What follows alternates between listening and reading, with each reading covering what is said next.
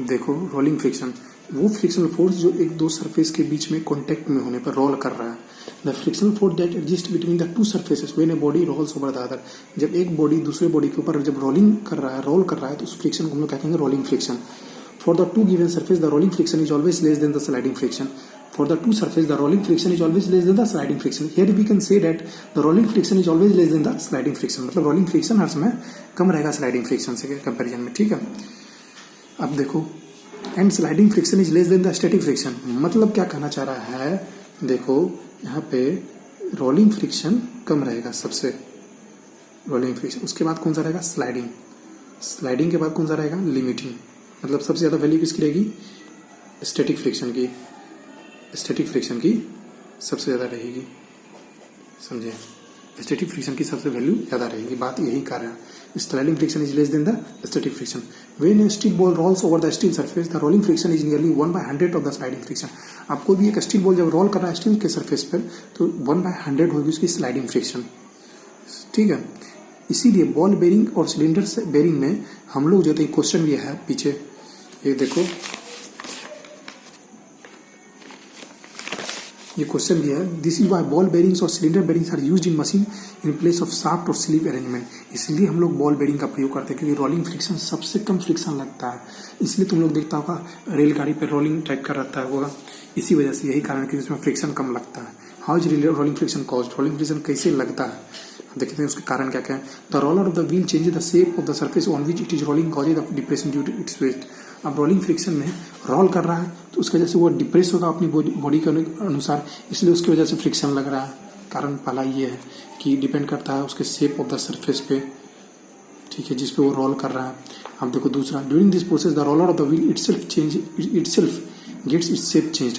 अब उसका शेप खुद ब खुद चेंज हो जाएगा, changed at the point of the contact with the surface of the body. उस बॉडी के सरफेस के बीच में जो फ्रिक्शन लग रहा है वह खुद ब खुद वो उसका शेप चेंज होने की वजह से उस प्रोसेस के ऊपर डिपेंड करता है।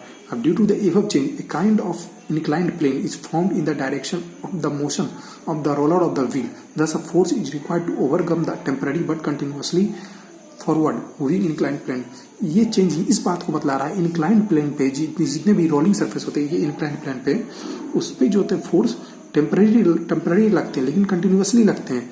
इसके वजह से वह फोर्स लग रहा है, मतलब इसे फोर्स इधर लग रहा है तो रोलिंग फ्रिक्शन क्या लगेगा, बैकवर्ड लगेगा, लेकिन ये टेम्पररी फोर्स लगेंगे। Thus it is clear that the smaller the depression form. अब जितना ज़्यादा कम डिप्रेशन लगेगा मतलब, तो उसके वजह से उसका रोलिंग फ्रिक्शन उतना ज़्यादा कम रहेगा। अब चक्का जितना मजबूत रहेगा उसमें डिप्रेशन जितना कम लगेगा, मतलब गड्ढा कम होगा, तो उसके वजह से उसका फ्रिक्शन फोर्स भी उतना कम लगेगा। आप समझे। तो sliding friction is more than the rolling friction. Sliding friction क्या रहेगा, हर समय ज़्यादा रहेगा। रोलिंग सबसे अच्छा रहता है रोलिंग फ्रिक्शन। रोलिंग फ्रिक्शन सबसे कम लगता है। देखो स्लाइडिंग फ्रिक्शन भी अभी ज़्यादा लग रहा है, सबसे कम कौन लग रहा है, rolling friction. That is why wherever possible sliding friction is replaced by rolling friction। जहाँ तक संभव है स्लाइडिंग फ्रिक्शन को रिप्लेस करके रोलिंग फ्रिक्शन ही लगाया जाता है। आप समझे रोलिंग फ्रिक्शन कितना इंपॉर्टेंट है। हम देखो एग्जांपल्स क्या क्या होता है रोलिंग फ्रिक्शन का। जब भी हम लोग व्हीकल्स को, बस को, कार को, ट्रक को जितने भी रोड पर मूव करवाते हैं, a part of its wheel and the surface of the roads get change. उसका एक पार्ट चेंज होता है, thus the force has to be applied overcome this change और deformation is equal to its rolling friction. और यही जो इसका part जो चेंज हो रहा है यही इक्विवेलेंट होगा इसके रोलिंग फ्रिक्शन के। आप समझ में आया। Due to same reason when the tyres do not have sufficient air pressure more force is required. इसलिए देखता होगा साइकिल में जब हवा नहीं रहता है तो उसके अंदर ज़्यादा डिप्रेशन लगता है। ज़्यादा डिप्रेशन होने की वजह से उसमें ज़्यादा फोर्स लगता है उसको चलाने में। इसीलिए हवा जितना अच्छा रहता है रोलिंग फ्रिक्शन वो उतना कम लगता है। आप समझे, क्योंकि उसका डिफॉर्मेशन जो होता है बहुत ज़्यादा बढ़ जाता है। इसलिए हवा कम है तो डिफॉर्मेशन क्या होगा, बहुत बढ़ेगा। इसीलिए टायर में हर समय हवा भर के रखना चाहिए, क्योंकि रोलिंग फ्रिक्शन कम लगेगा। आप याद रखना।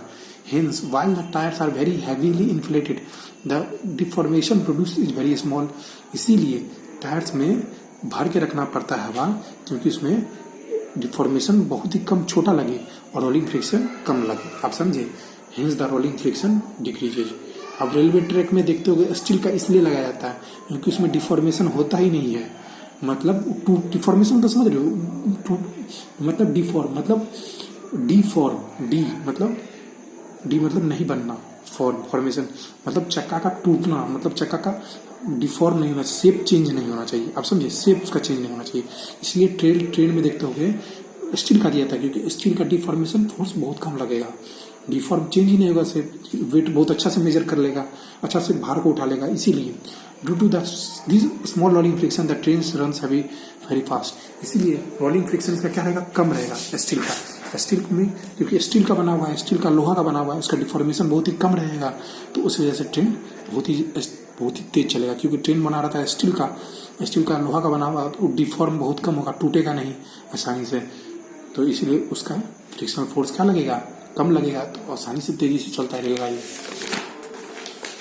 अब देखो the luggage such as suitcase is provided with a tiny wheel.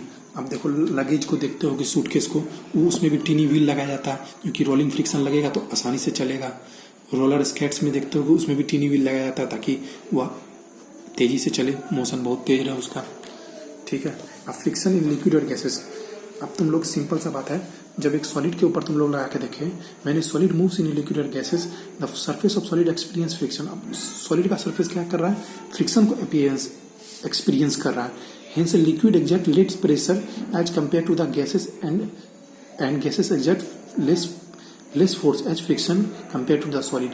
मतलब लिक्विड में बहुत ही कम प्रेशर लगेगा। क्यों लगेगा, देखो फ्रिक्शन कौन कौन सा लगता है लिक्विड में, ये देखते हैं। पहले तुम लोग सिंपल सा बात याद रखो, स्ट्रीम लाइन बॉडी, सब में याद रखना है स्ट्रीम लाइन बॉडी, मतलब इस शेप का। फिश के अंदर भी देखता होगा स्ट्रीम लाइन बॉडी रहता है, जिसकी वजह से फ्रिक्शन कम लगता है और आसानी से एनिमल्स एक्वेटिक फिश मूव करते हैं। स्ट्रीम लाइन बॉडी मतलब कॉनिकल शेप। ये जिस तरह भी दिखता होगा स्विमर में, अंदर में स्विमर वाटर में तैर लेता है, क्यों, उनके पास भी स्ट्रीम लाइन बॉडी रहते हैं, कॉनिकल शेप, जिसकी वजह से वो पानी को चीरता हुआ निकल जाता है। As far as possible exerts less friction, और फ्रिक्शन भी क्या लगता है, कम लगता है, आसानी से तैरता है।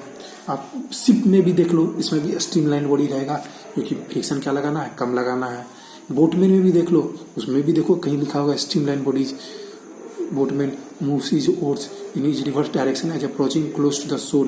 This decreases the speed of boat in running water as it reaches safely the shore. Because water offers less friction, it is very difficult to stop the boat. अब देखो, अब बोटमैन क्या करता है, अपने ओर्स को मूव कराता है रिवर्स डायरेक्शन में, जिसकी वजह से वो आसानी से पहुंच जाए और फ्रिक्शन फोर्स भी ज़्यादा लगे और उसकी वजह से बोट रुक जाए। ये कब होता है, जब बोटमैन जब नदी के किनारे जब पहुंचता है तब ऐसा करता है, वो रिवर्स डायरेक्शन में लगाएगा।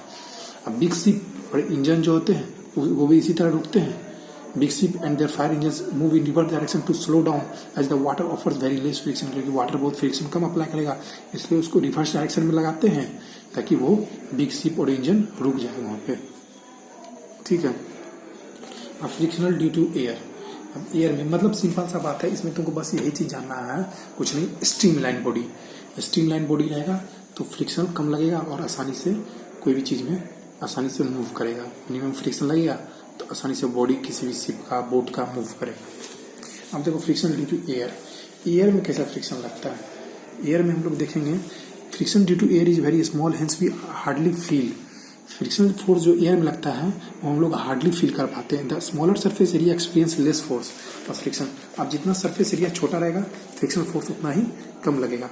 अब बॉडी और एरोप्लेन का तुम लोग देखता होगा, उसका स्ट्रीम लाइन बॉडी रहता है एयर में भी, क्योंकि वो भी लीस्ट हवाई जहाज में देखता ही होगा तुम लोग, लीस्ट फ्रिक्शन लगता है। मेट्रो में देखता होगा, मीटियोर्स, शूटिंग स्टार में जब भी वो एटमॉस्फेयर में पहुंचते हैं वहाँ पे भी क्या रहता है, due to this high friction the temperature of the meteors rises to high degree and they catch fire. अब देखो इनमें भी देखता होगा, मीटियोर्स में जब एटमॉस्फेयर में पहुंचते होंगे तो हाई स्पीड में जाते हैं, at such the friction due to air is very high. Friction force भी एयर का बहुत ज़्यादा रहता है, लेकिन यही इसी फ्रिक्शन की वजह से वह जो टेम्परेचर था मीटियोर का वो हाई डिग्री पे चला जाता है और आसानी से फायर प्रोड्यूस करता है मीटियोर्स में, शूटिंग स्टार में। सिंपल सा बात है, हाई स्पीड पे जाता है ऊपर। बॉडी ऑफ बर्ड्स का देखता होगा, इनका भी स्ट्रीम लाइन शेप रहता है, इसकी वजह से फ्रिक्शन कम लगेगा। एयर में भी स्ट्रीम लाइन बॉडी। स्पेसशिप में देखता होगा, are provided with heat shield at their head because when the ship enter the atmosphere। अब जो स्पेसशिप को देखता होगा उनके अंदर हीट शील्ड लगाया जाता है उनके माथे के ऊपर, क्योंकि जब वो स्पेसशिप एटमॉस्फेयर में इंटर करेंगे तो ड्यू टू फ्रिक्शनल फोर्स की वजह से उनके फायर ने प्रोड्यूस कर जाए, तो उनके अंदर क्या लगाया जाता है, हीट शील्ड, उनके हेड के ऊपर हीट शील्ड लगाया जाता है। क्योंकि क्योंकि अगर ऐसा नहीं करेंगे तो फ्रिक्शनल फोर्स की वजह से आग लग जाएगा। जब तुम लोग देखता होगा दो गिट्टी को, तो पत्थर को जब ये क्या जाता है, हटाया जाता है, चिंगारी प्रोड्यूस होता है, और फ्रिक्शनल फोर्स की वजह से होता है। इसलिए यहाँ पे हीट शील्ड लगाया जाता है ताकि आग नहीं लगे, कैच फायर नहीं करे फ्रिक्शनल फोर्स की वजह से। आप समझे? This to prevent the burn, heat shield is provided. आग नहीं लगने की वजह से हीट शील्ड लगाया जाता है। अब बॉडी जो होते हैं ऑटोमोबाइल्स के, उनके अंदर भी स्टीम लाइन बॉडी लगाया जाता है, क्योंकि उनमें फ्रिक्शन कम लगे और ऑटोमोबाइल जो है आसानी से चल सके। सब में स्टीम लाइन बॉडीज का प्रोडक्शन हो रहा है। ठीक है।